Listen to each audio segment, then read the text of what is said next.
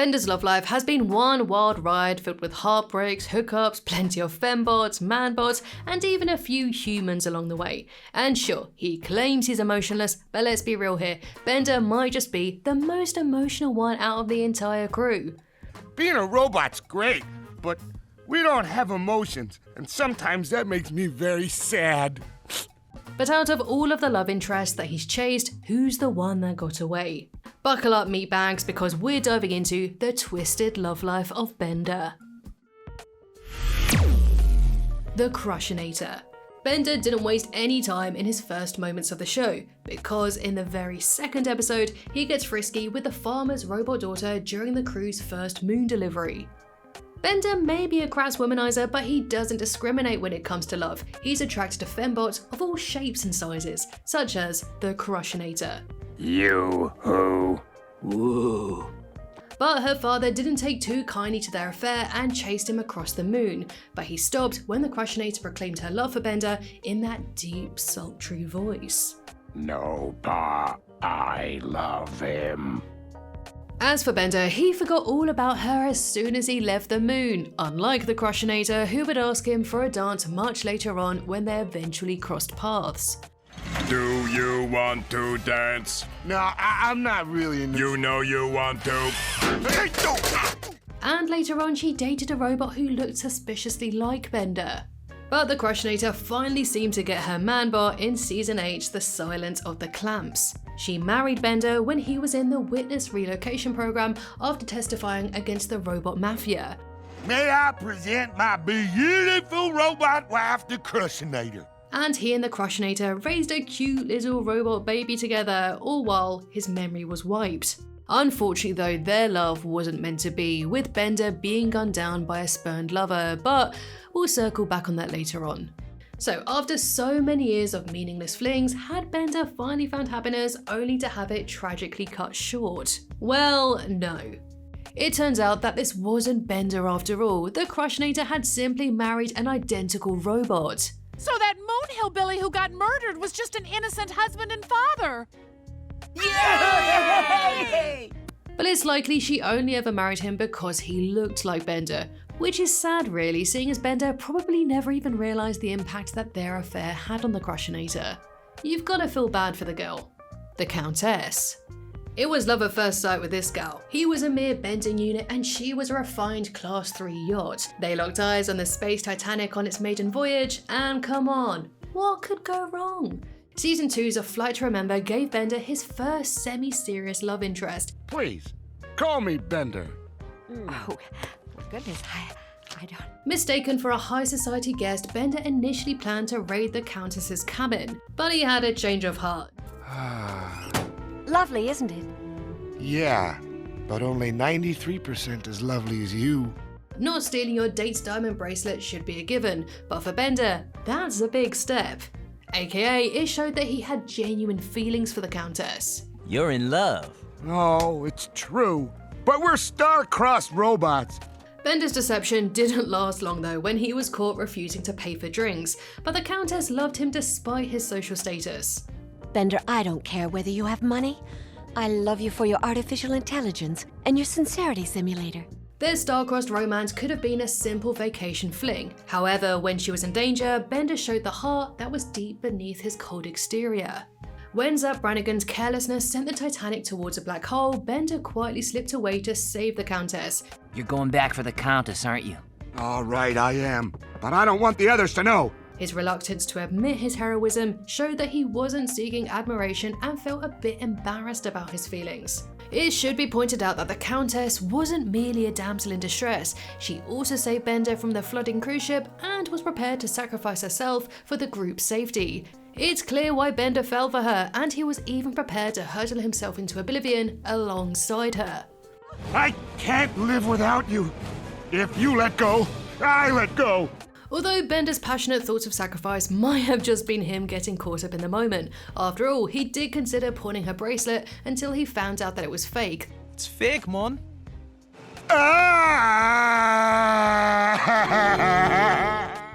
Maybe their relationship might have lasted years, although her wealth definitely wouldn't. It is possible that the Countess could have changed him, but yeah, I guess we'll never know. No. Femputer. So far, Bender's dated a farmer's daughter, a countess, and now in season 3, the ruler of an entire planet.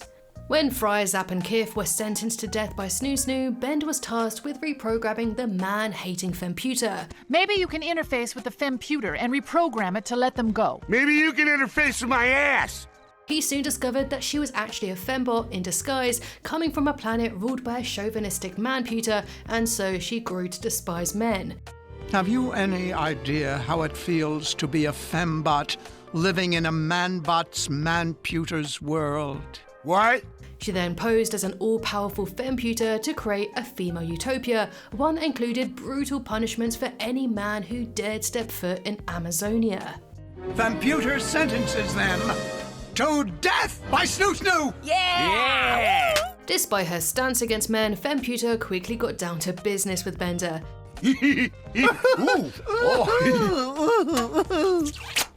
So, Femputer abandoned her duties as leader, allowing Bender to save his friends, get a little action, and make off with a ton of gold. But let's be real here, Bender was just using her to his advantage, and he definitely planned on ducking her calls afterwards. By the way, if she calls, I'm not here. Angeline. Temporarily suspended from Planet Express for his disruptive sleep bending, Bender took a job at the Corvetti Bros bending plant during a strike. And now they're hiring scabs at 10 times the normal wage. 10 times normal wage? I'll give those jerks what for. Welcome's aboard, Scab. Great to be here. While there, he reunited with friend-turned-rival Flexo and fell hard for fellow scab Angeline, and their chemistry was electric. But things took a turn when Bender saw Angeline having dinner with Flexo even after learning that they were divorced, and he couldn't believe their relationship was platonic, so he hatched a plan to force Angeline to admit her feelings for her ex-husband by posing as Flexo on a night out. Hey, hot stuff. Hey, Flexo.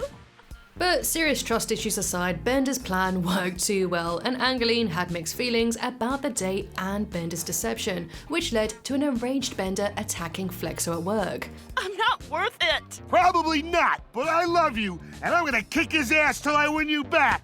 This love triangle caught the attention of the robot mafia, who supported the strike. Donbot was offended by Flexo, who was actually Bender flashing his cash all night, and in a classic case of mistaken identity, Flexo was crushed by an unbendable girder. And although Bender felt crushed when Angeline realized that she still loved Flexo, he ultimately did the right thing and saved Flexo.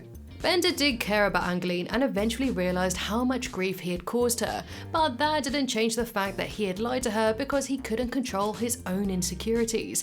It also showed that, much like the Countess, he is fully capable of falling in love. And yeah, he's not totally heartless. I'll always remember this, Bender. Me too. Jerk. Lucy Lou's head. It's safe to say that Bender has had his fair share of unusual relationships, once even searching for a mate while living amongst penguins on Pluto. But his affair with Lucy Lou ranks as his most unconventional. He was always against humans dating robots, so when Fry downloaded a robot with Lucy Lou's likeness from the internet, Bender was disgusted, so he was more than happy to help Leela shut down Napster. You people wonder why I'm still single? It's 'cause all the fine robot sisters are dating humans. But when they found out that the company was stealing celebrities' personalities, Bender had to protect the real Lucy Lou from a swarm of robot copies sent to stop them. Lucy Lou was immediately into Bender, and he did try to resist her at first, but eventually gave in to her charm. I can get to know the real Lucy Lou. Yeah, at our wedding. It's true. Bender and I are in love. Bender would continue to see Lucy Lou occasionally on the side, stringing her along when he was bored of other fembots. Lucy Lou is the only girl for Bender. I love you. Even though Bender clearly didn't care too much about the relationship, Lucy Lou still seemed infatuated with him. For Bender, her head was just naughty fun, but even still, it did soften his views on human-robot relationships, which is something that the show would revisit years later. That was great. Shut up. Oh yeah, come on. The Planet Express ship. To stop Bender's constant bickering with the ship's new personality, the professor upgraded it to the comforting voice of Sigourney Weaver. Bender immediately changed his tune and flirted his way into a sickly sweet romance. So what'll it be? My place or you? But predictably, he soon grew tired of her. But he didn't just plan to dump her. No, instead he chose to just cheat on her for a while and then ease himself into the breakup. Doesn't it bother you even a little to be taking advantage of your girlfriend's trust? But then the ship saw him on a date with 2 fembots but chose to live in denial. She even ignored him checking out other women at the zoo, not to mention a third-wheeling Lucy Liu in his chest. This one-sided relationship was doomed, and the ship bottled up all of her feelings, clinging on to the delusion, even lashing out at a sympathetic Leela. You're just jealous. No one loves you because you're tiny and you're made of meat. And Bender couldn't have chosen a worse time to break up with her, dropping the news while they were being attacked. And on Valentine's Day, the ship finally snapped and speeded towards the quasar. She then threatened to merge Bender into a collective consciousness, and he reluctantly played along while his friends shut down the ship's brain. Bender just barely escaped with his mind intact, but the ordeal didn't have any lasting impact on him or how he views women. What crazy thing am I gonna date next? The ship had her own issues, sure, but that doesn't excuse Bender's neglect and driving her into a homicidal frenzy. Something he could have prevented with just a bit of consideration for her feelings. He was selfish and didn't care less if he hurt her. I'm going to be completely honest with you, Planet Express ship. Those women you saw me with were my accountants. And let that be a lesson to you boys, unless you want a woman to hurl you into a super massive black hole in space, break up with her if you're not interested, and yeah, maybe do it gently. Well, I'm sick of her. So if you've been keeping up, he's fooled around with a farmer's daughter, a countess, a man-hating fembot, a bending unit, a human head, and a whole-ass spaceship. But his next love interest might just be his most genuine, Calculon. Bender had long been a fan of the All My Circuit star, but he never once expected to get quite so close to his idol. In one of Futurama's most controversial episodes, Bender posed as a fembot called Collecting to compete in the Olympics. Calculon fell for the free-spirited Collecting when they appeared on a talk show together, and Bender accepted his dinner invitation just to spend some time with a celebrity that he didn't have to kidnap.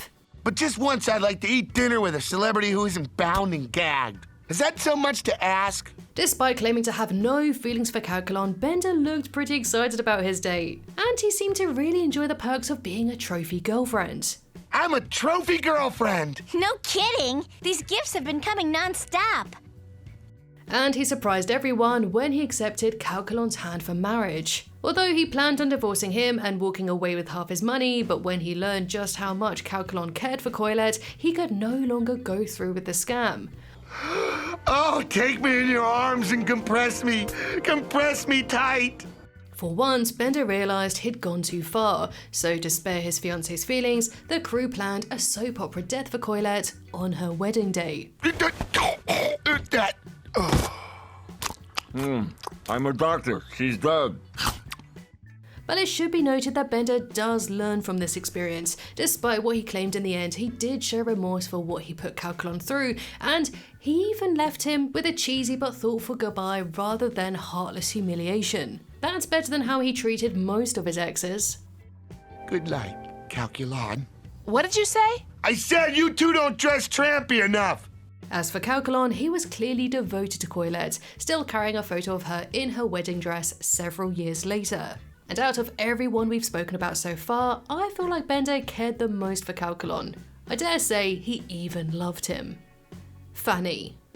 In the episode Into the Wild Green Yonder, Bender embarks on yet another doomed affair. He finds Fanny, a star performer at a burlesque show in Mars Vegas, and hits on her in her dressing room. She's married to Donbot, but of course that doesn't stop him, and Fanny loves the attention. And they flaunt their fling all around the casino, and poor Donbot can't believe his wife is cheating, even after she chops off his lucky foot to give to Bender at a poker tournament. We'll be at Space Tahiti before the Donbot knows what hit him. They're taken to the desert and forced to dig their own graves, but continue making out as they're shot. Bender was so brave. He never stopped making out with me the whole time they were shooting us. I sure didn't. Thankfully, Donbot was only warning them to end the affair, and Fanny quickly returns to her husband, leaving Bender to make a lucky escape. And when they reunited a few years later, he completely forgot that they had ever met. You who? The Donbot's wife? We had an affair? An affair, huh? If anything, you've got to sympathize with Donbot, who is far too trusting in his marriage. Fanny hooked up with Bender with such ease, and it does make you wonder how many times she has actually done this. Amy Wong. Except for Lucy Lou's head, Bender has only ever shown feelings in humans via the Professor's what-if machine. And in that episode, he became human and briefly flirted with Amy.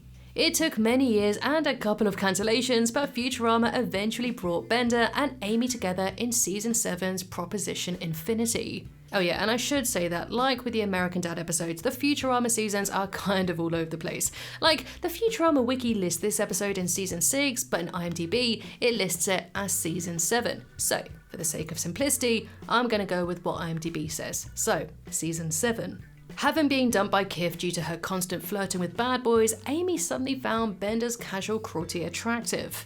You know what happened to the last guy who told me to shut up? What? They began hooking up and attempted to keep their controversial robosexual affair a secret, but neither of them are the most subtle and they were quickly found out. What's going on here? Nothing.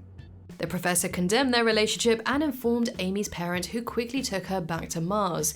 Meanwhile, Bender was sent to Camp Rectifier to cure his robosexual ways. Before meeting Kif, Amy didn't have the best track record with boyfriends, and Bender thrived in forbidden affairs, making their relationship unsurprising, though it never felt genuine. They mostly stayed together to defy convention, with Bender proposing to Amy as a rebellion against authority. Their relationship did have some good, however, as they campaigned for equal rights and legalized robosexual marriage. If only Amy hadn't mentioned monogamy. Woohoo! Yeah! Monogamous. Realistically, there was never any future between Amy and Bender. While Amy did care for him, she was naive to think that Bender would ever commit to her. He went straight back to dating fembots, and Amy went back to Kif. Ultimately, Proposition Infinity had a noble message about equality, but by placing the focus on Amy and Bender, also undermined her growth in her long-running relationship with Kif. And speaking of Amy, do let me know if you'd like a video all about her love life. Lynn.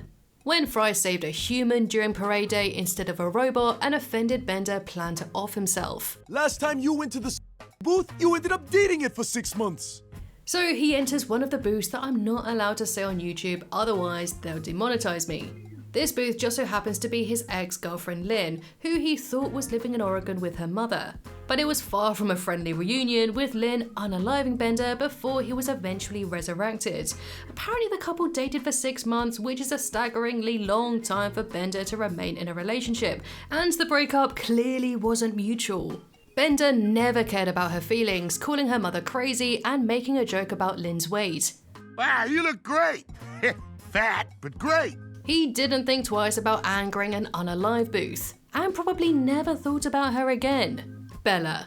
While delivering a set of clamps to, well, clamps, Bender snuck into the wedding of Donbot's eldest daughter. He hit on the bride and Fanny before setting his sights on Bella, Donbot's youngest daughter. What about you? You're my third choice. Bella was all too happy to be Bender's third choice and took him to the stables for some time alone. And quick to speed things along, she proposed marriage right before Bender witnessed the mob attack on Calculon. Looking to cash in on a sweet $50 reward, Bender testified in court, but when Calculon arrived and claimed he caused his own injuries, the Donbot was found not guilty. Honey, if you're marrying Bender, you might want to get a black dress for the wedding. That's gonna look hot. And as a result, Bender was forced into the witness relocation program. But when the Planet Express crew thought they found Bender posing as a moon farmer and married to the Crushinator, Bella tracked down her lover and killed him. If I can't have you, no one can! Oh, shucks. Turns out this wasn't Bender after all, but even still, Bender's womanizing ways got an innocent robot killed, and poor Crushinator became a widow. Bev. In Season 9's The Bots and the Bees, Bender finally faced the consequences of his endless string of one-night stands. Bev, the new soda machine at Planet Express, annoyed him by not carrying alcohol. And if you're looking for a smelly old can of booze, go look in the mirror. Oh, snap. After he insulted her, they sparked a petty rivalry, with her even ruining one of his dates. But their anger was really just repressed attraction. Ooh. Interesting. And their night together led to a robot baby. Wipe my tiny metal ass. Ah, crap. Bender had no intention of raising a child but was forced into it when Bev abandoned the baby first. Against all the odds, Bender turned out to be a pretty decent and supportive father to little Ben, and was distraught when Bev eventually returned and took his son away. But the custody battle came to an abrupt end after her quickie with a police officer produced a second baby. And so Bev was happy to abandon Ben once more, just so long as she had one child to mistreat. You keep the big one. Long as I got a baby to neglect, I'm happy. And although their brief, meaningless fling ultimately brought out Bender's better side as a loving parent, there virtually was no chemistry between him and Bev. So it is doubtful that he'll ever hear from her again. And you know what? It is honestly surprising that he turned out to be a good dad for Ben, considering what he did to his first son. Makita. Bender's most recent love interest also showed the most resistance to his advances. In Season 12's Beauty and the Bug, Makita was a bugalo fighter on Mars. She was tasked with training Bender to become a matador, and she refused to kiss him until he survived his first fight. Patience is the hallmark of the matador. Bender admired her willpower and resolved to win her heart in the arena. And despite being adored by fembots in the swooning section, including a near-fatal gesture from the Crushinator, Bender only had eyes for Makita. The couple were at odds when Bender felt guilty for killing a bugalo, which was ironically one of the few times he shared something in common with ex-fiancée Amy. Bender jeopardized their relationship when he sneaked into the arena and announced the sport during her next fight. Should we not be celebrating life and love? Captivated by Bender and his newfound loyalty to the bugalo, she joined his side and the sport was banned. Except the bugalo didn't want to forsake their tradition, revealing they could communicate in a hive mind. Makita was prepared to die fighting alongside Bender, only to discover that he had been cheating on her with his fans. Bender, are you two timing me? Two? Nah, it's way more than that. Makita instantly turned on Bender, and for once he admitted that he deserved to be punished. He only became the matador to win her affection and didn't respect her enough to remain faithful, even for one night. Any long-term relationship was obviously out of the question. He could have had something meaningful, but like always, he f***ed it up for himself. It's like he can't help himself despite his best intentions. Bender had repeatedly demonstrated that he has little time and patience for a serious relationship. He came the closest with Angeline and the Countess, committing selfless acts to prove his love, but even then, his worst tendencies were never far below the surface. Ultimately, Bender is capable of falling in love, but he just can't seem to rise above his own hang-ups, i.e. lying, cheating, and stealing. It's like these traits are hardwired into his programming, and try as he might, he simply can't overcome them. And I doubt that any girl will be able to ever change him. But then again, this series is still ongoing, so who knows, maybe there is still time for him to find his true love. And so that's the love life of Bender. Do let me know which love interest you think had the most potential.